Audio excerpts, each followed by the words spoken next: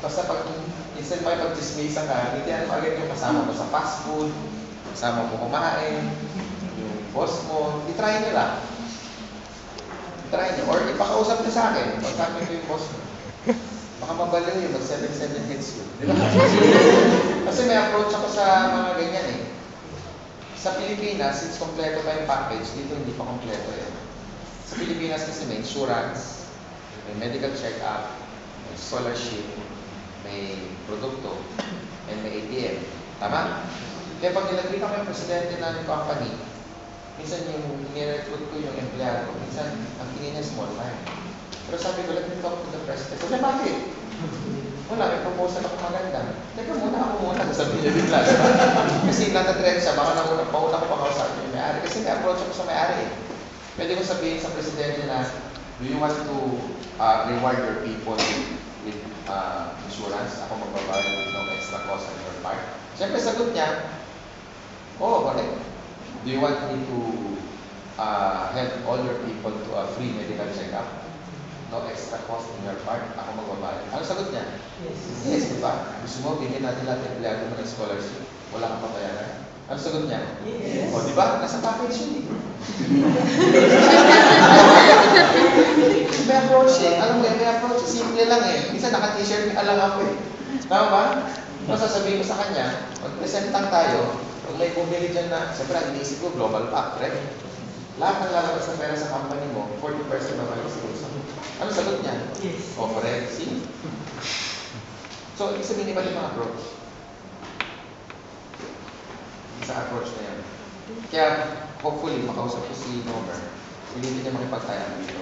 Marami ang pilitin mga ka-check. Yung approach na yan. Kayo ba gusto nyo tayo muna ng bilin? Yes!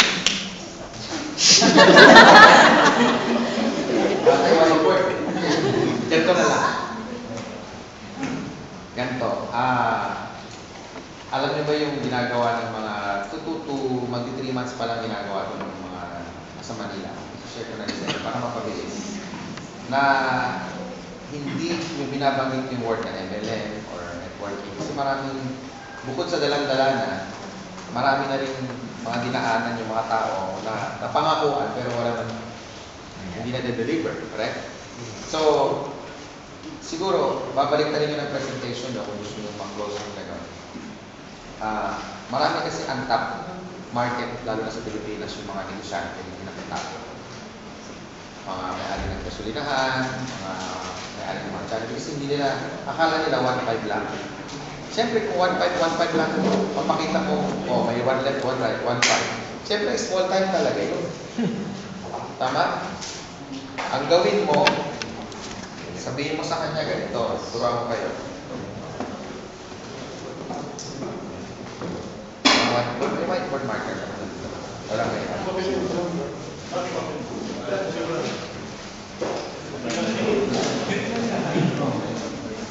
Ito ako nagsisimula eh. Ha? Nagsimula ako sa home party ganito eh. May ngat-ngat yung ATCD na black. Parang aso dito. O ngayon ganito dito pero social white naman. Sige, punta ka. Okay, ganito. Ganito, tingnan nyo ha. I-convert nyo na lang sa dollars ha. Kasi hindi ko na natanong sa kanya dito kung magkano yung 7 account. 241. Ay, tingnan nyo, tingnan nyo. Sa traditional business, sa traditional, para kumita ka lang 60, 80,000 per month na income, ang ilalabas ko mga 1 to 1.5 million sa peso. Hindi rin kita. In fact, yung simpleng booth lang sa Green Hills, ang binibenta cellphone, tinanong ko ang isang may-ari no, ang puhunan nila sa 300,000. Siyempre, mag-display siya ng mga cellphone, lagyan niya ng load, i-repair siya, correct? Pero magkano yung binabayaran ng buwan-buwan? Magkano yung income? So, in traditional business, para kumita ng 60 to 80, itong ilalabas ko. Yan yung opening approach ko. Dito may system and may formula. Baliktad naman sa yung global. Paano yun? Yung 60 mo, kikita ng 1M. So pag sinabing paano yan, o, nilabas mo na yung second page mo. Ito, parang yung whiteboard. Second page na. kumita eh, di ba?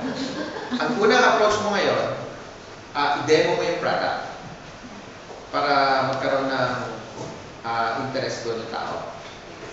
Pero sabihin mo sa kanya na, alam ko, since may pera siya, hindi bagay sa inyo yung mag-aalok door-to-door, magbenta-benta. Kaya, bumili ka na ng 1 year supply mo.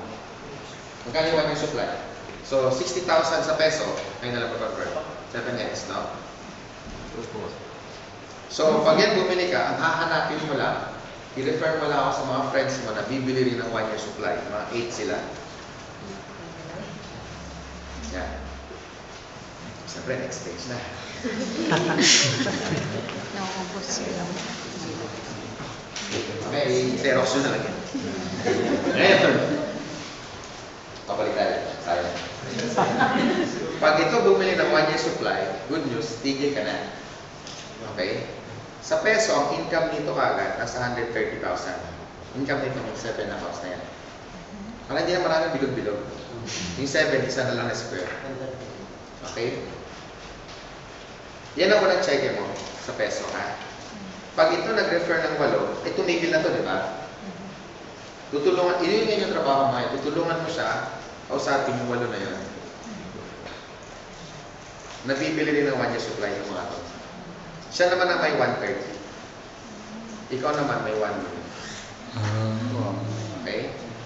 Eh, tanong sa akin yung isang player ng PPA. Sabi niya, paano kung yung 8 na yan, mag 1 million na sila? Kasi papunta rin doon eh. Ikaw naman, nasa 7 million naman. Sorry. So, from 1, 7 ka na agad. Ang susunod ng 16. 16M. Pero hindi ko na dinodrawing. Yung iba nalulula na eh. Oo, yung iba. Pero, gano'n talaga eh. Pa-design talaga yung marketing plan natin ganyan. Pero ingatan nyo lang yung mag-encode. Kasi hindi mangyayari yan kung nag-flash out. Tama. Yun lang yung drawback mo dyan. Pag yan, pina-encode mo lahat siya, eh siyempre, 24,000 ka lang, nandun pa na. Tama ba? Kaya i-encode mo yan unti-unti hanggang maubos nyo, hanggang lumabas yung 7 million. Pwede na kayo magpalit.